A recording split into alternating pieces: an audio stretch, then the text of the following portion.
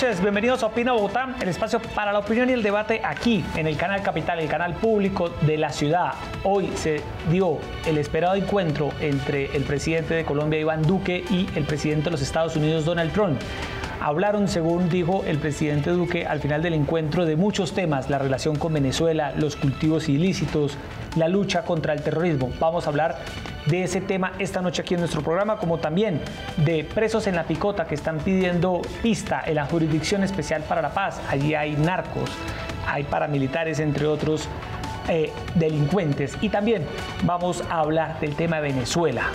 Se conocieron, Erika, unas polémicas declaraciones de la vicepresidenta en la que señala que la ayuda humanitaria viene envenenada, según ella. Vamos a hablar de cómo en Venezuela están esperando que ingrese por fin esta ayuda para millones de personas que la necesitan. Buenas noches, Erika. Hola, Jessy, ¿qué tal? Muy buenas noches para usted, para todas las personas que nos ven, que nos sintonizan a esta hora en Bogotá, en Cundinamarca, en el resto del país. Gracias por estar con nosotros. Donald Trump, el presidente de los Estados Unidos, los momentos previos y luego posteriores a ese encuentro con el presidente colombiano, dejó una serie de mensajes en torno a lo que su gobierno, su administración ha venido considerando en torno al régimen de Venezuela. Trump ha señalado que la situación en nuestro vecino país es muy triste y que estudia todas las opciones sobre la crisis de ese país. Asegura que tiene un plan B, C y D en Venezuela si Maduro no se va. Lamentó que la ayuda humanitaria no esté llegando en este momento a Venezuela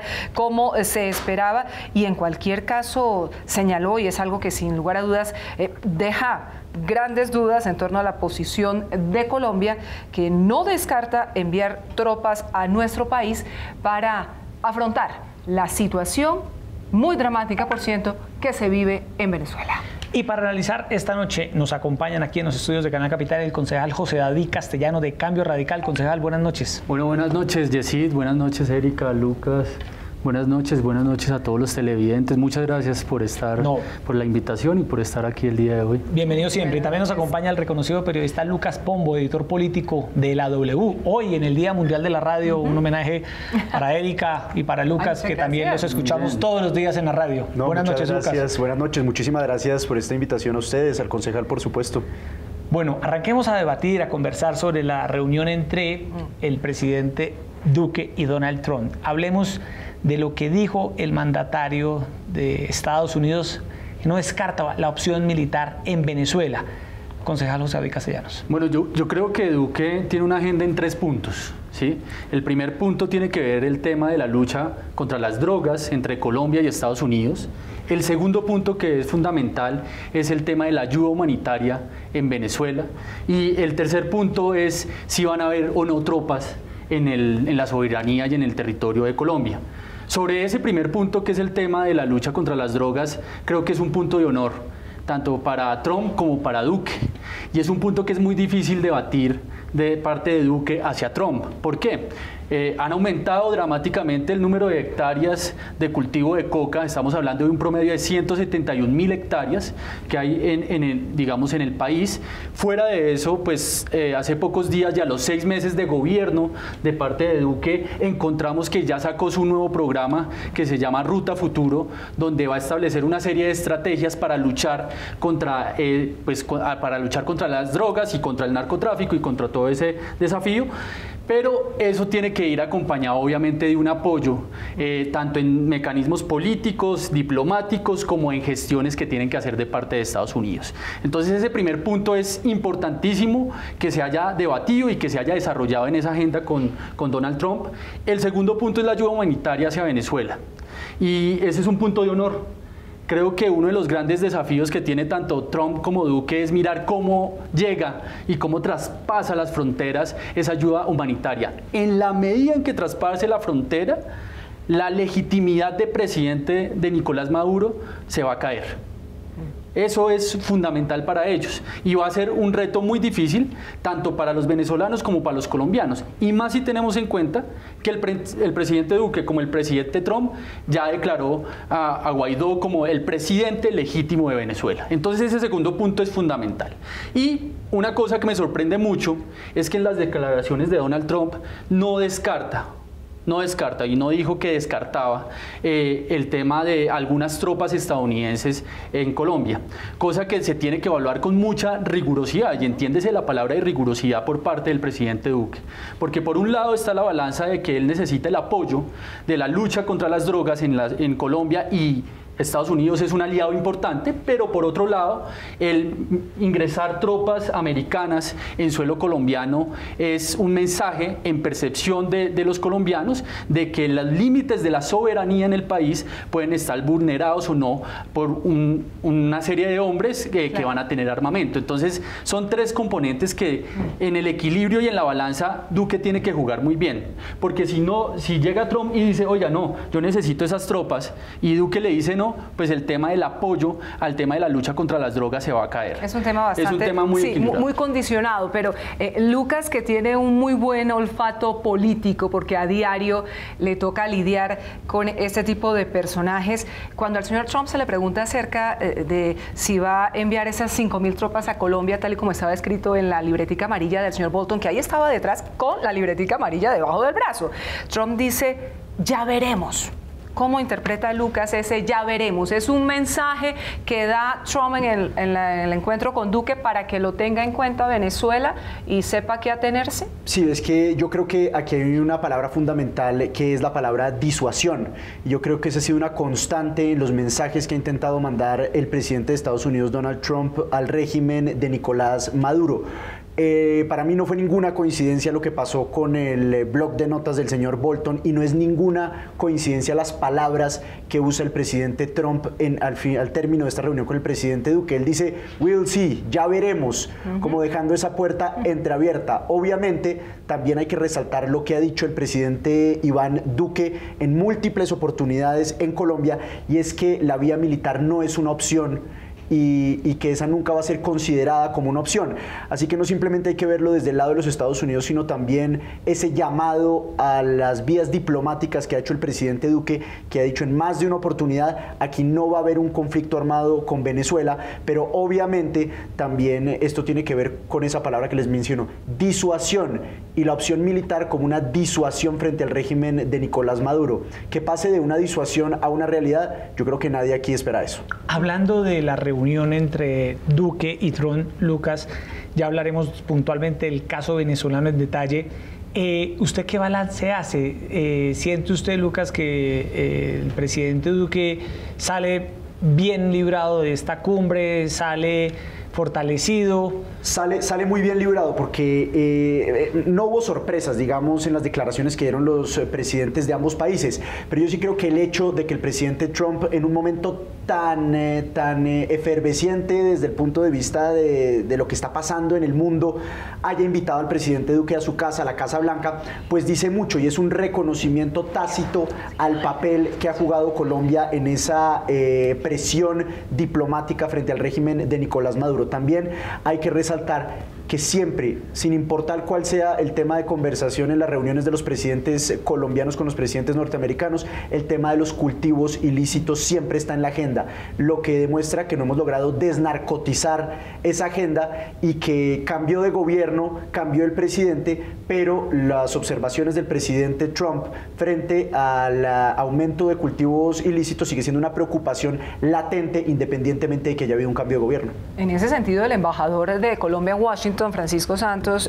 concejal Castellanos y Lucas, ya había advertido que se requieren más recursos, que se requiere un apoyo importante. Es una cifra cercana, corríjame, 150 millones de dólares, planteó el señor Santos, para una cantidad de temas relacionados, entre otras cosas, con la lucha contra el narcotráfico. No es un tema muy ambicioso, teniendo en cuenta que digámoslo con franqueza, Estados Unidos está cabreado porque Colombia no está dando resultados en esta lucha después de tanto desembolso de recursos. Yo creo que hay dos momentos, digamos, sobre la pregunta que decía Yesid de la reunión con Donald Trump. Creo que Duque corrió con un tema, y es la suerte histórica. Es decir, que logró que al ser una frontera de Venezuela y en el contexto internacional que se presenta, pues Trump, como uno de sus mensajes directos o indirectos, invitó al presidente de Colombia para poder tener esa conversación y esos acuerdos. Pero ¿cómo logró el presidente Iván Duque aterrizar o no las políticas que se necesitan? Creo que ese es el gran mensaje que se tiene que definir después de esta reunión. Uno de los grandes retos que tiene el presidente Iván Duque, y que lo hizo estratégicamente 5 días antes, es mostrar, oiga, Donald Trump, ya tengo un programa, un proyecto que se llama Ruta Futuro.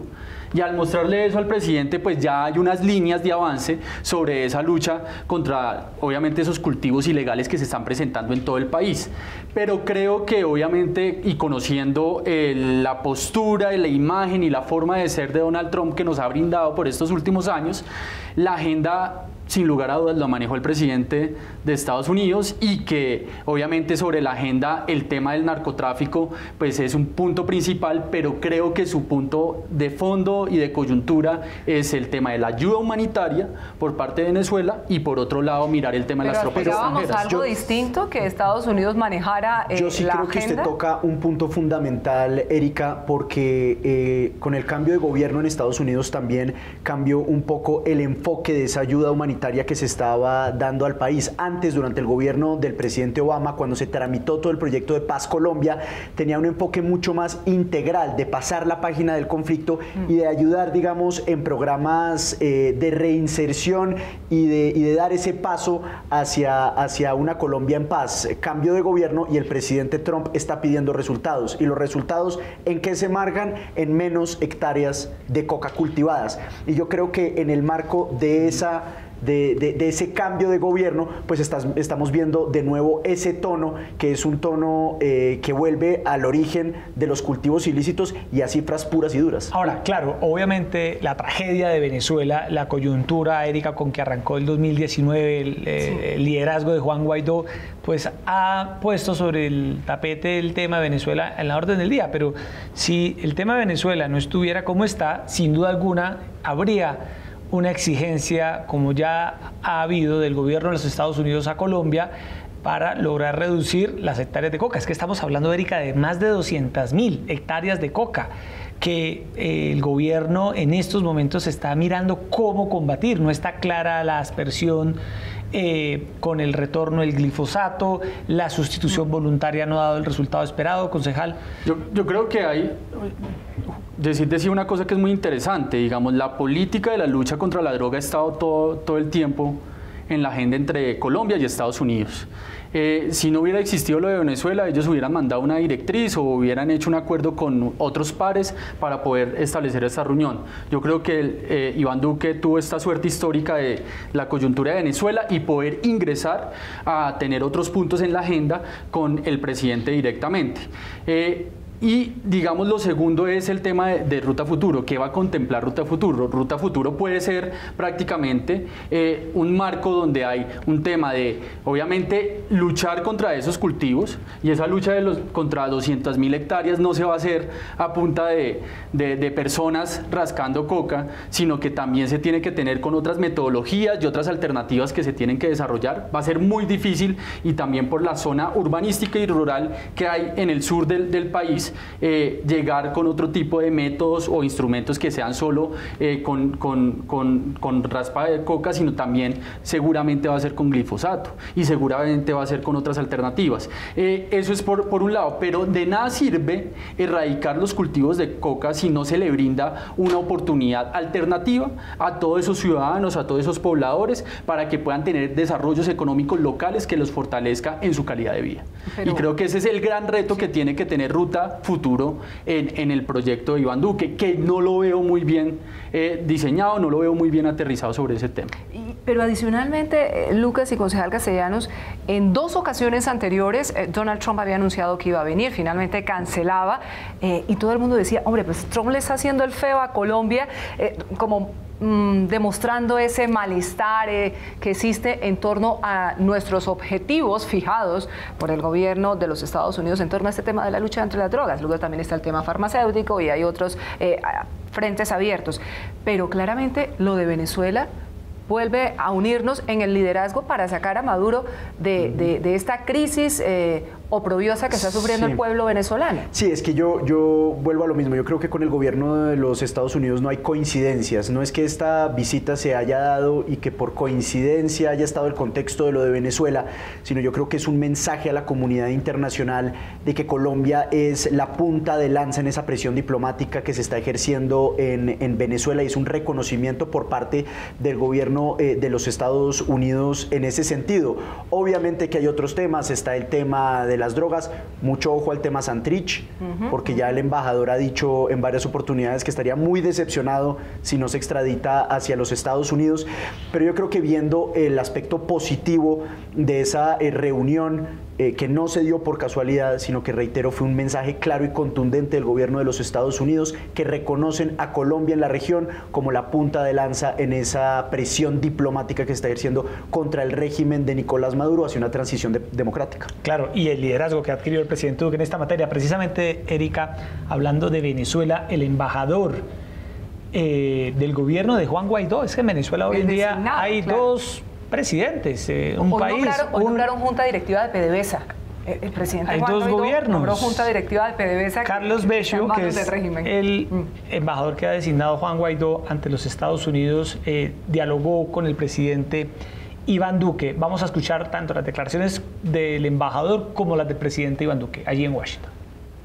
Un gran saludo, le habla Carlos Beccio, embajador ante los Estados Unidos del gobierno interino de Venezuela del presidente Juan Guaidó. Acabo de salir de una reunión con el presidente Duque, donde le expresé mi agradecimiento por el apoyo que le ha dado a nuestro pueblo para recuperar su democracia, pero también por abrir los brazos y recibir a millones de venezolanos que están buscando un futuro mejor. No tenemos duda que el final de la dictadura de Maduro está cerca y nosotros, los venezolanos, nuevamente vamos a conquistar la libertad. Muchas gracias, presidente Duque. Muchas gracias, Colombia. Me encuentro en la ciudad de Washington con el embajador designado por el presidente Juan Guaidó ante los Estados Unidos, Carlos Beccio. Esta ha sido una reunión muy importante, donde hemos reiterado el compromiso de Colombia para seguir apoyando a los hermanos venezolanos que han huido de la dictadura buscando refugio en nuestro país, pero también para reiterar el compromiso que tenemos todos, los demócratas y los que compartimos el sufrimiento del pueblo venezolano, para decirles que seguimos avanzando en el cerco diplomático a la usurpación, a la dictadura, y que el pueblo venezolano pueda volver a acariciar la libertad y soñar con un nuevo mañana. Quiero agradecerle al presidente Duque, en nombre del presidente interino de Venezuela, Juan Guaidó, el respaldo que le ha dado al pueblo de Venezuela en su lucha por rescatar la democracia. Y no tenemos duda que esa Venezuela libre no solo va a redundar, por supuesto, en beneficio de los venezolanos, sino de toda la región y particularmente con nuestra hermana país de Colombia. Muchas gracias, señor presidente. Muchas gracias, embajador. Por tanto apoyo. Un placer. Y nos vemos en Venezuela, en una Venezuela libre. Así será. Bueno, ahí no hay ninguna duda, más para dónde, como se dice coloquialmente, Duque con el embajador nombrado por Juan Guaidó. Hablemos del tema de Venezuela ahora, Erika, detalladamente. Se conocieron unas declaraciones de la vicepresidenta de Venezuela, Delcy Rodríguez. Textualmente dijo que la ayuda humanitaria que está a punto de ingresar al país está, en sus palabras, contaminada, envenenada y es cancerígena.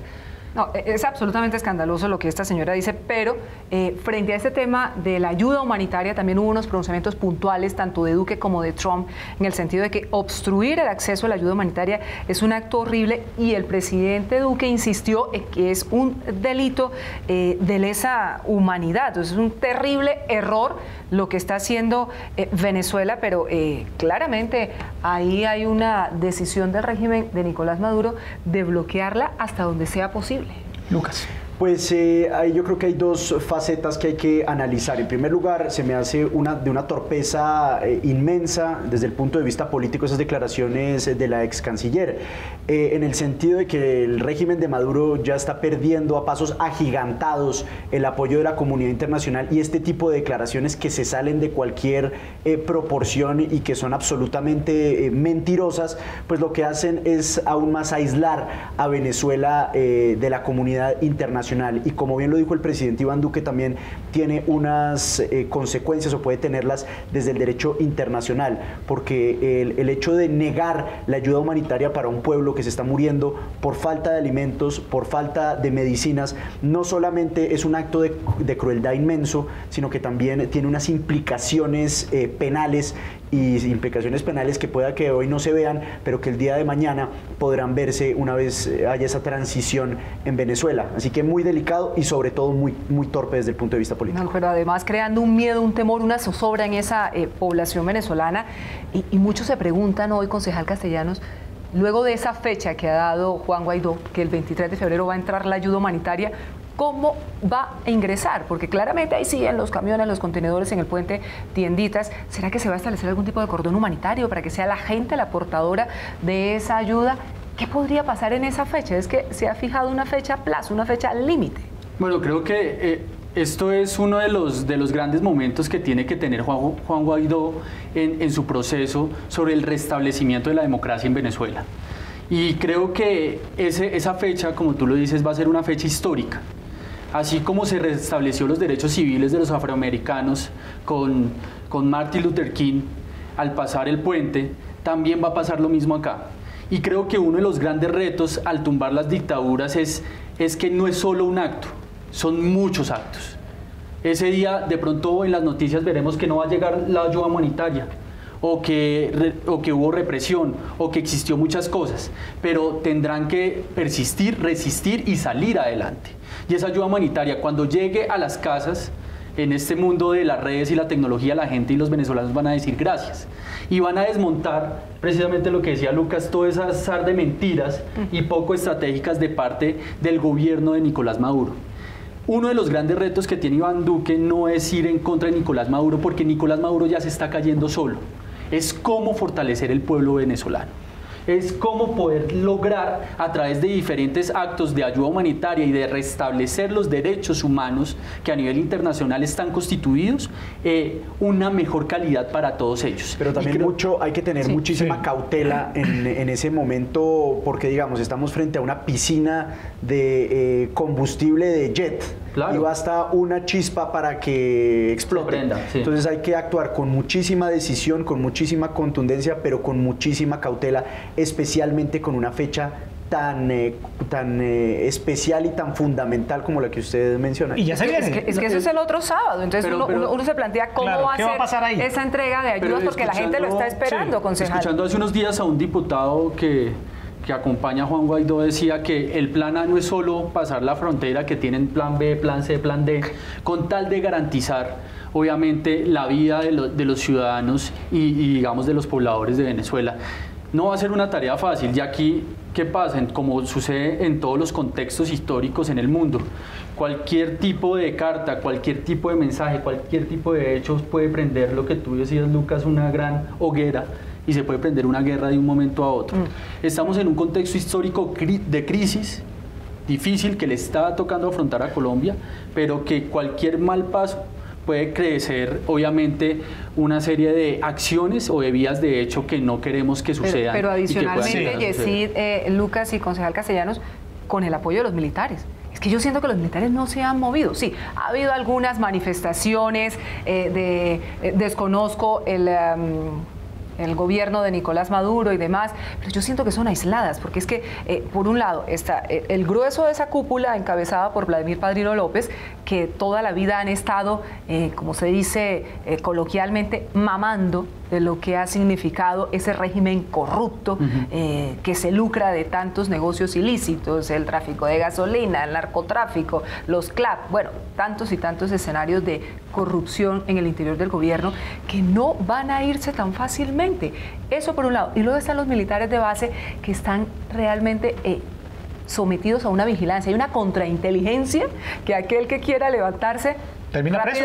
Pero por supuesto, la rebelión es sofocada de inmediato. No, pues por supuesto, es que digamos, no estamos hablando de una transición fácil y eso lo sabe todo el mundo después de tantos años de un régimen tan rico y con unos estamentos militares tan enquistados dentro de esa mecánica de corrupción y de riqueza. porque recordemos pues que antes de esta hiperinflación en Venezuela había una época de bonanza muy grande y de riqueza muy grande, entonces digamos no va a ser fácil sacar a esos altos militares de ese plan y ese círculo cercano a Nicolás Maduro, pero lo que hay que tener es muchísima paciencia, evitar dar pasos en falso y ya se irá desenvolviendo la situación por sí sola, pero siempre hay que hacer el llamado a que lo peor que puede pasar acá es un fin militar a este problema. Erika, estaba revisando un artículo, una entrevista de los colegas de la revista Semana con Juan Gabriel Tocatlán, que es un analista político.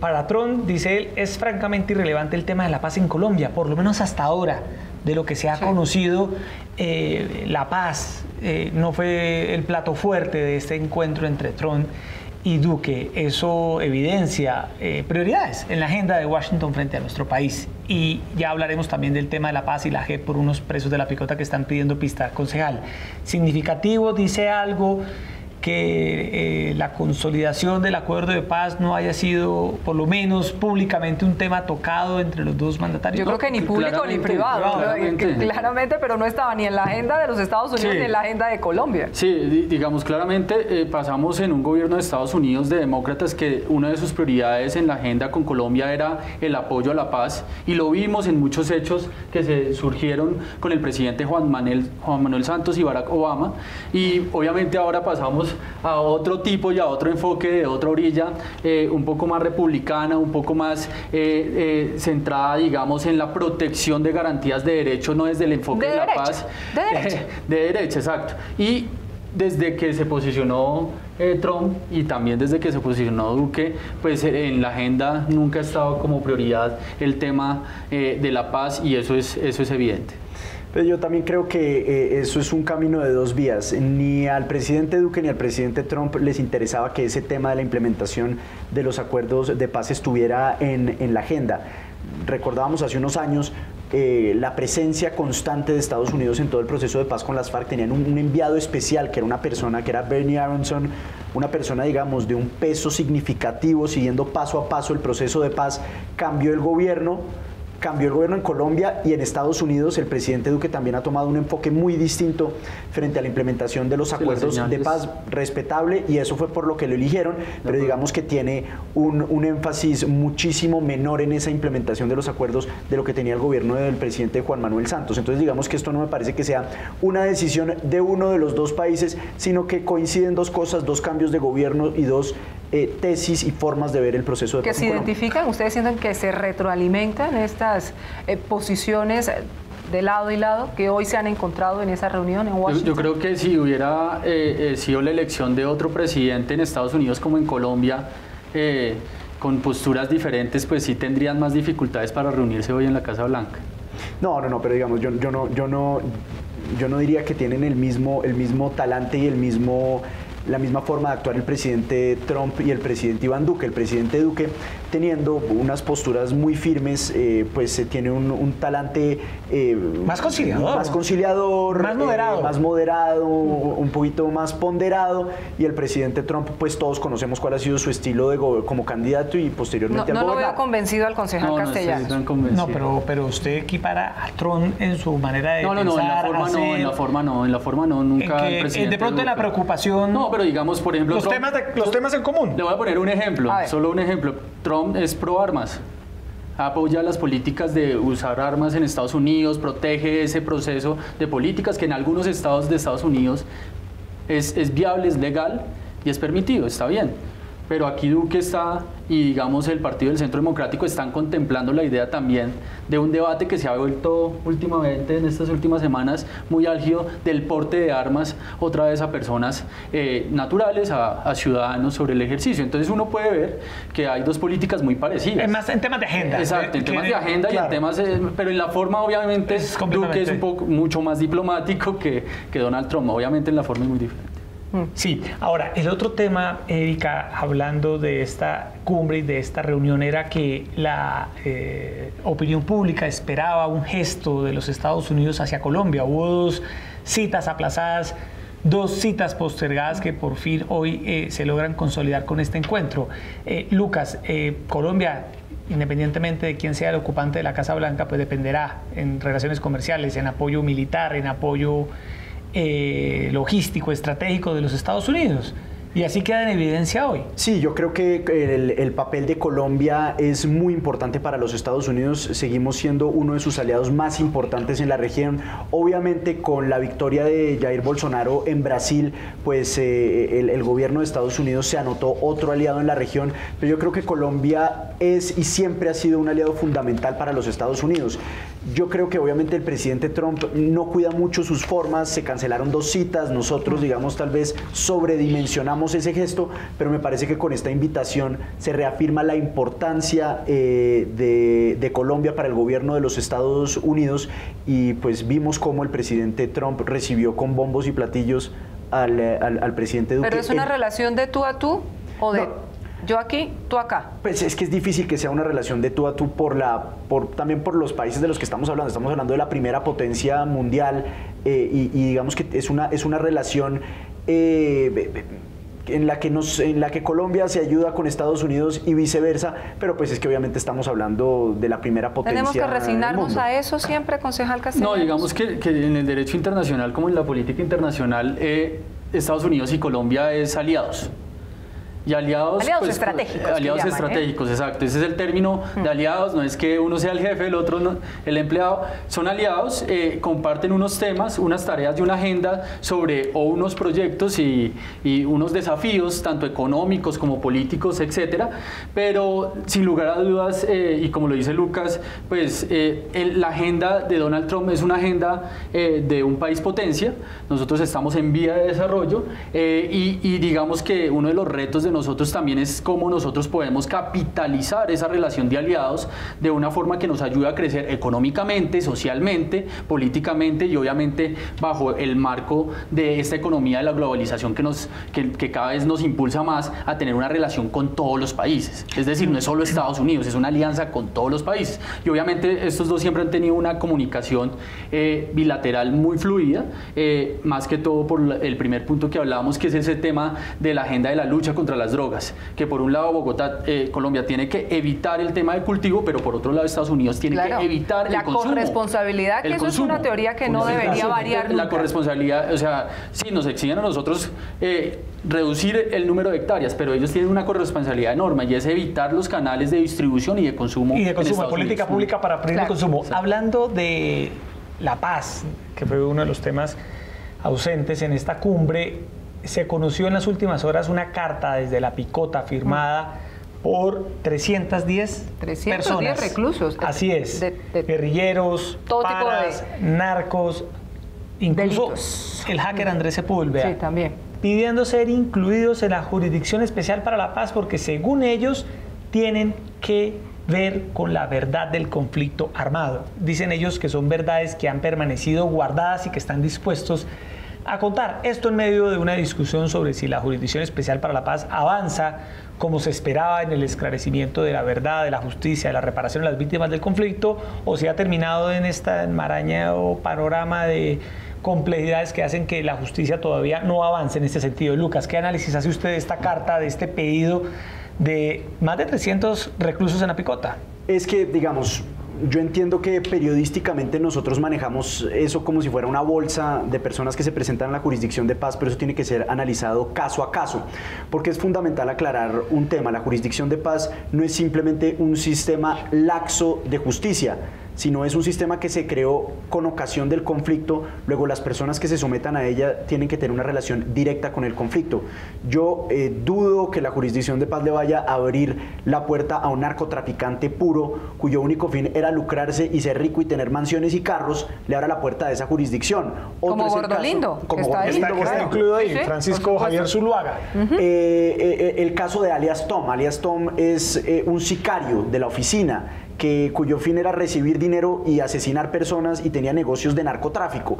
Luego, yo sí pienso que ese tipo de casos no tienen cabida en la jurisdicción de paz, porque no podemos mezclar peras y manzanas. Y esto es una jurisdicción que tiene unas penas especiales para personas relacionadas con el conflicto, siempre y cuando reparen y digan toda la verdad. Bueno, y lo del hacker Sepúlveda sí me parece ya un poquito rebuscado, el ya intentado. Sí. El vínculo de él con el conflicto armado. Es que han intentado estirar un poco la... Claro, es que todo el mundo termina teniendo una relación con el conflicto, pero tiene que ser una relación significativa y estrecha. De hecho, el hacker Sepúlveda ya ha hecho un intento de entrar a la jurisdicción de paz y no lo dejaron entrar. Todo el mundo quiere llegar a la justicia transicional, considerando, me parece a mí que lo que estima que la justicia transicional va a ser una justicia blanda, que no va a producir unas penas contundentes y que eso les evitaría seguir pagando sus condenas, sus deudas con la sociedad. Pero también es cierto que ellos advierten que no habrá conciliación completa en el país, mucho menos reparación integral a las víctimas,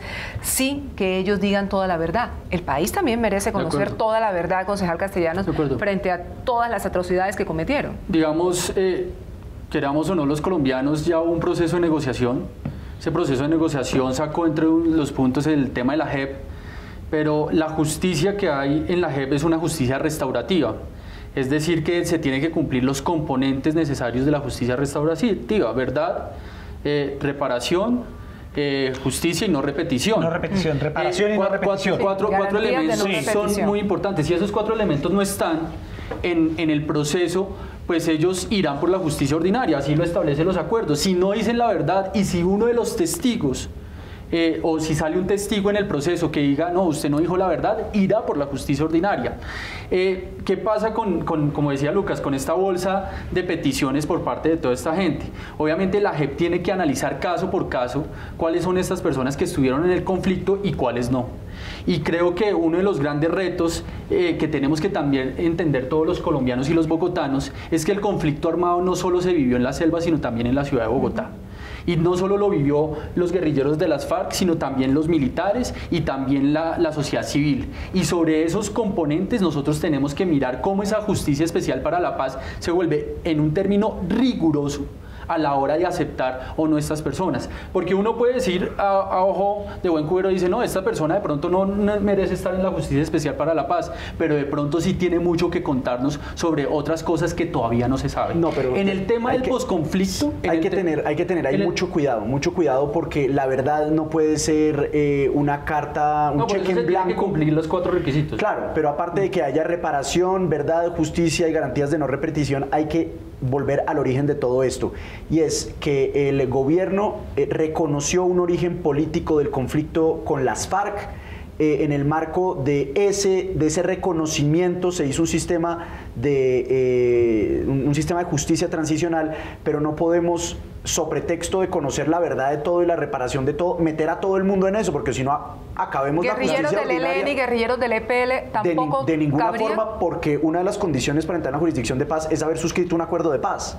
Luego ellos, como estructura, sin haber firmado un acuerdo de paz, no clasifican. Bueno, hablando de la JEP, se ha conocido, Erika, también en las últimas horas una iniciativa del representante de la Cámara por Bogotá del Centro Democrático, José Jaime Uzcategui, para que el presidente Duque objete la firma de la ley estatutaria de la Jurisdicción Especial para la Paz, con el argumento de que los niños están primero. Esto porque la JEP contempla que los delitos de abuso sexual a menores de edad se tramiten en esta Jurisdicción Especial para la Paz. Mucha gente dice que el presidente Duque pues se enfrenta a un desafío de firmar o uno de los mayores dilemas de su gobierno. Concejal Castellanos, ¿qué hará el presidente Duque con la ley estatutaria de la JEP? ¿Debería firmar u objetar? El tema de los componentes, digamos, los derechos de los niños son universales, los derechos priman en la Constitución de los niños por encima de cualquier otro, y entendiendo eso, los sujetos de que hay en una justicia restaurativa obviamente están los niños como primer eslabón, y están también las personas de la sociedad civil. No creo que sea necesario objetar la ley estatutaria de justicia restaurativa de la JEP para manifestar que como excusa de que los niños no tienen garantía de derechos. Antes, por el contrario, Creo que uno de los grandes retos que tuvo ese fin de la ley estatutaria de la JEP es lograr que existieran unas garantías prevalentes para los niños, pero también para los demás ciudadanos de la sociedad civil. Entonces, por el hecho de que haya sujetos niños o adultos, no se puede, objetar una justicia restaurativa que va a garantizar los derechos de ambos. No, para mí, y yo voy a ser lo más contundente posible, es una locura objetar la ley estatutaria de la jurisdicción de paz por varias razones. Sería Duque firmándola.